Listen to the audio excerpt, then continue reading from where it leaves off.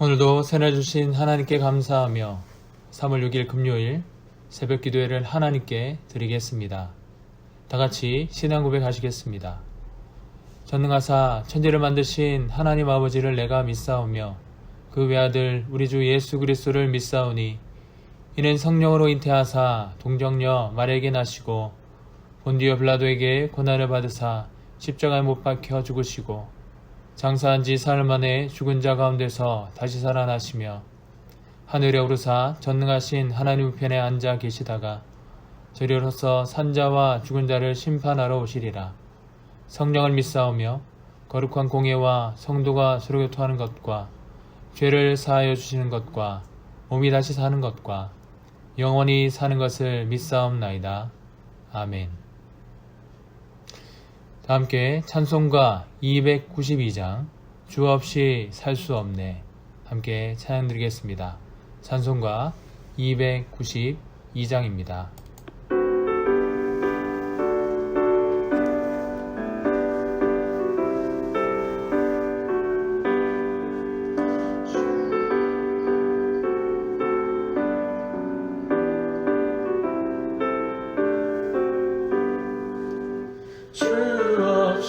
살 수 없네 죄인의 구주여 그 귀한 보배 피로 날 구속하소서 구주의 사랑으로 흘리신 보혈이 내 소망 나의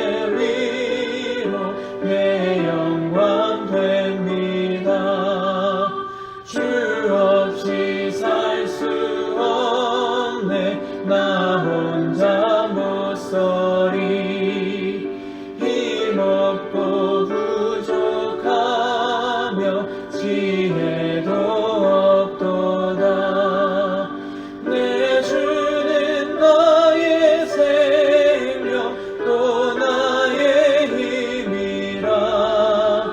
주님을 의지하여 지혜를 얻으리.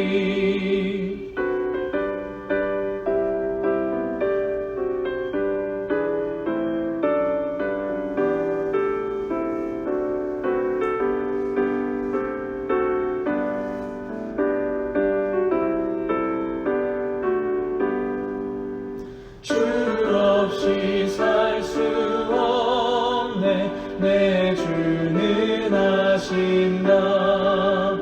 내 영의 깊은 간구 마음의 소원을 주밖에 나의 마음이 알아주리요.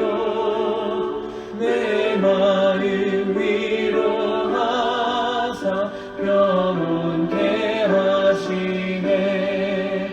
주 없이 살 수 없네 세월이 흐르고 이 깊은 고독 속에 내 생명 끝나도 사나운 풍랑일 날 지켜주시니 내 곁에 계신 주님 늘 힘이 됩니다.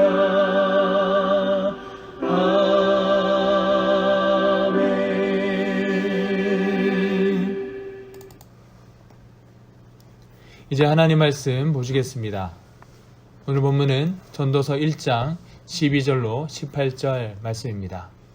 전도서 1장 12절로 18절 우리 함께 읽겠습니다. 나 여호와는 예루살렘에서 이스라엘 왕이 되어 마음을 다하며 지혜를 써서 하늘 아래에서 행하는 모든 일을 연구하며 살핀즉 이는 괴로운 것이니 하나님 인생들에게 주사 수고하게 하신 것이라. 내가 해 아래에서 행하는 모든 일을 보았노라. 보라, 모두 다 헛되어 바람을 잡으려는 것이로다. 구부러진 것도 곧게 할 수 없고 모자란 것도 셀 수 없도다. 내가 내 마음 속에서 말하여 이르기를 보라 내가 크게 되고 지혜를 더 많이 얻었으므로 나보다 먼저 예루살렘에 있던 모든 사람들보다 낫다 하였나니 내 마음이 지혜와 지식을 많이 만나 보았음이로다. 내가 다시 지혜를 알고자 하며 미친 것들과 미련한 것들을 알고자 하여 마음을 썼으나 이것도 바람을 잡으려는 것인 줄을 깨달았도다. 지혜가 많으면 번뇌도 많으니 지식을 더하는 자는 근심을 더하느니라. 아멘. 오늘 본문의 말씀을 가지고 지혜가 주는 두 가지라는 제목으로 하나님 말씀을 상고하겠습니다. 우리가 성경을 읽을 때 중요한 것 중에 하나는 균형 잡힌 해석을 하는 것입니다. 성경은 하나님의 말씀으로 오류가 없고 완전하지만 그것을 해석하는 우리는 불완전하고 오류가 있기에 어느 한 사람의 해석에 치우치거나 나의 해석이 오류 없는 진리라고 주장하는 것은 매우 위험합니다.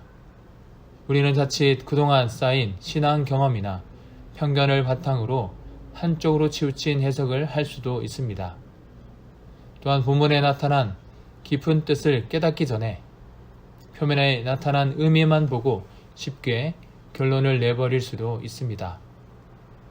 특별히 전도서처럼 그 의미의 층이 깊은 책을 읽을 때 이러한 현상이 더 자주 발생합니다.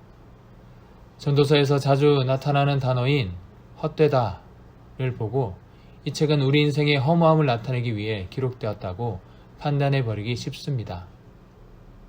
그래서 인생이 힘들고 지칠 때 전도서를 읽고 어차피 인생을 사는 것이 의미 없는 것이라며 세상에서의 모든 삶을 무가치한 것으로 여기는 일이 생기는 것이죠. 그러나 이것은 전도서를 잘못 이해한 모습입니다.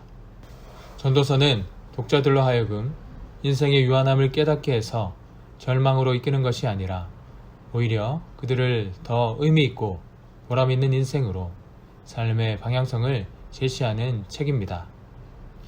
오늘 본문도 같은 맥락에서 보아야 합니다. 본문의 겉모양을 보면 솔로몬이 우리가 가진 지혜의 쓸모없음을 주장하는 것 같습니다. 그러나 솔로몬이 쓴 잠언을 읽어보면 지혜가 주는 유익들을 설명함으로써 이것을 찾고 구하라 말합니다. 예를 들어 잠언 3장 14절 15절을 보면 이는 지혜를 얻는 것이 은을 얻는 것보다 낫고 그 이익이 정금보다 나음이니라. 지혜는 진주보다 귀하니 내가 사모하는 모든 것으로도 이에 비교할 수 없도다 라고 기록하며 지혜의 유익을 설명합니다. 야고보서 1장 5절에서도 누구든지 지혜가 부족하거든 하나님께 구하라고 말씀합니다. 그러므로 지혜는 성도들에게 있어 참으로 유용한 것입니다.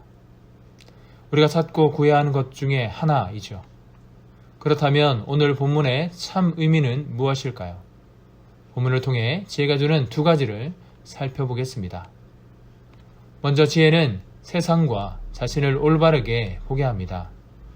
솔로몬은 왕이기에 자신이 하고 싶은 공부를 할 수 있는 자원과 여유가 있었을 뿐 아니라 하나님께서 부어주신 지혜가 있었기에 그것을 성공적으로 이끌 수 있는 능력이 있었습니다. 13절 말씀을 함께 읽어보겠습니다. 시작. 마음을 다하며 지혜를 써서 하늘 아래에서 행하는 모든 일을 연구하며 살핀즉 이는 괴로운 것이니 하나님이 인생들에게 주사 수고하게 하신 것이라. 아멘. 솔로몬은 지혜를 써서 하늘 아래에서 행하는 모든 일을 연구하며 살폈다고 말합니다. 그런데 이것은 쉽지 않은 과정이었습니다. 한글 성경은 이것을 괴로운 것이라고 표현하는데 이는 무거운 짐, 고통스러운 작업 등으로 번역될 수 있습니다. 무슨 말입니까? 지혜를 써서 연구하는 일이 힘들고 고되었다는 것입니다. 그렇다면 솔로몬은 이러한 일을 하지 말았어야 했을까요? 오늘 말씀을 받은 우리도 지혜는 헛된 것으로 여겨 멀리해야 할까요? 그렇지 않습니다. 왜냐하면 하나님께서 이 힘들고 고된 일을 우리에게 맡기셨기 때문입니다. 13절 하반부에 하나님이 인생들에게 주사 수고하게 하신 것이라고 표현하고 있는데 이를 간단히 말하면 하나님의 명령이라는 것이죠. 즉 지혜를 통해 깨달음을 얻는 일은 힘든 것이지만 그것이 하나님께서 우리에게 요구하시는 일이라는 것입니다. 그렇다면 왜 하나님은 이런 힘들고 고된 일을 우리에게 맡기셨을까요? 솔로몬은 비록 고된 수고가 있었지만 지혜를 통해 세상과 자신을 올바르게 보았습니다. 우리 14절 말씀을 함께 읽어보겠습니다. 시작.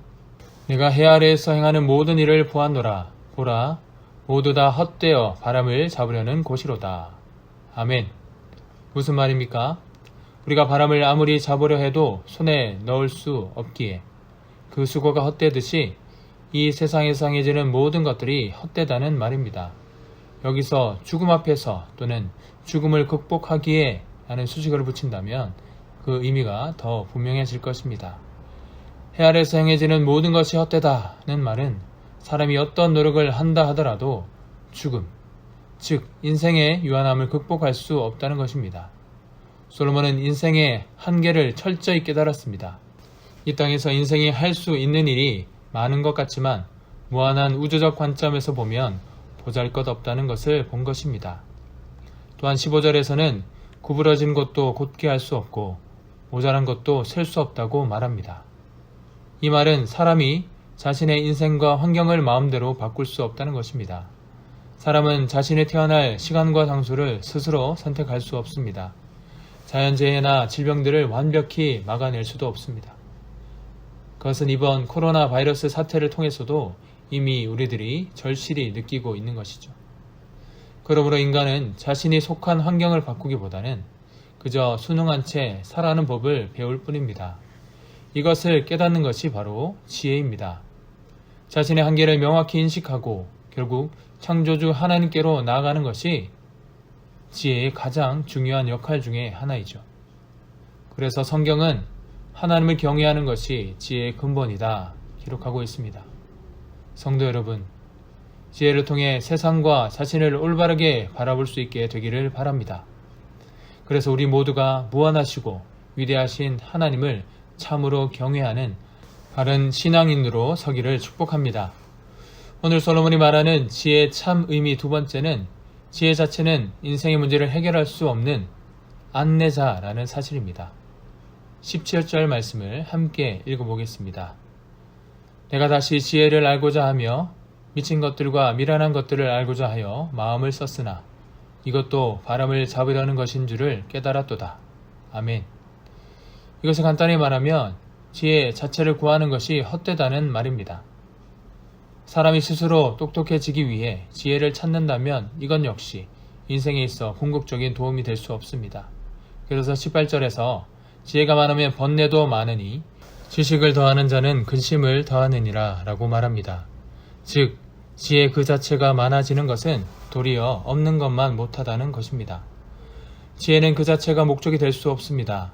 지혜는 사람으로 하여금 인생의 분명한 한계를 깨닫게 하고 하나님을 경외하여 영원한 세계로 안내하는 안내자입니다.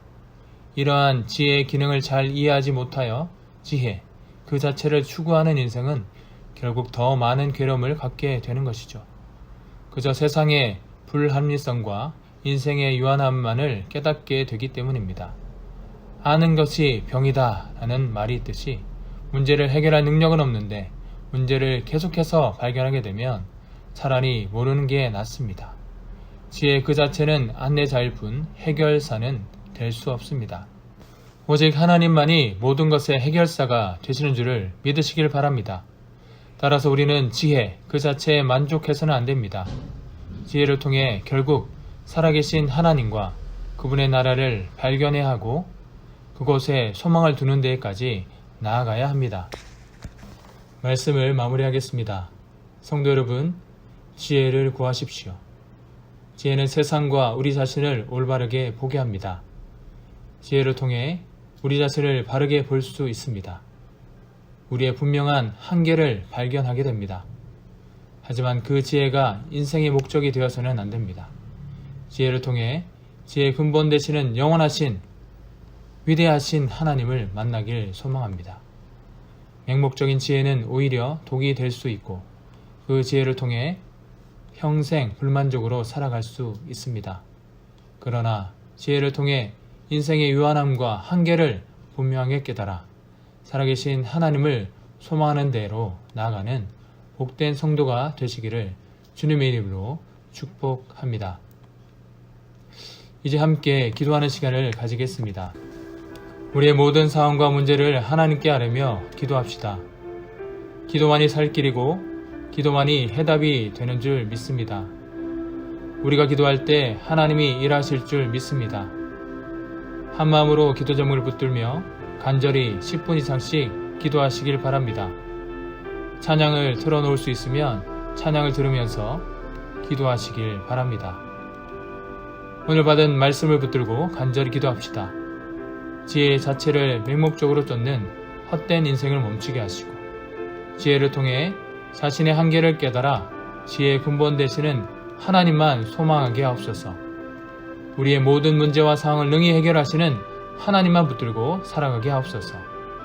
대구와 대한민국을 넘어 전 세계로 불어가는 코로나19 광풍이 잠잠해지게 하시고 이번 일을 계기로 모든 사람들이 회개하며 하나님을 찾게 하옵소서. 학교의 개학과 기업과 공장의 재가동, 상가와 소상공인들의 재기들을 위해 또 사람들이 안심하며 통행할 수 있도록 기도합시다. 우리 교회가 사랑으로 하나 되고 기쁨으로 섬기는 공동체가 되게 하시고 전도와 선교, 교육과 훈련, 모든 사역들이 힘있게 시작하게 하옵소서. 각 셀 리더와 리더들, 다음 세대와 청년들 지키게 하시고 각 기관과 부서가 약해지지 않도록 또한 성도들의 가정과 직장, 사업과 일터, 하늘의 군대로 지키시며 한 사람도 어려움 없게 하옵소서. 환우들을 위해 기도합시다. 김대훈 집사님, 양구 집사님, 강대명 집사님, 암과의 싸움에서 이기게 하시고 가족들 용기 잃지 않게 하옵소서. 연로하신 분들과 어려운 형편에 있는 성도들을 붙드시며 주님이 보호자와 공급자, 해결자가 되옵소서. 이단이 뿌리 뽑히게 하시고 교회들이 성결케 하시며 떠나간 자들이 돌아오며 전도의 문이 활짝 열리게 하옵소서. 선교사님들과 현지 사역자들, 선교지, 교회들의 모든 것들을 붙들어 주시고 전염병으로부터 지켜 주옵소서. 이상의 기도 제목을 함께 기도하시며 개인 기도 제목으로 간절히 기도하겠습니다. 함께 기도합시다.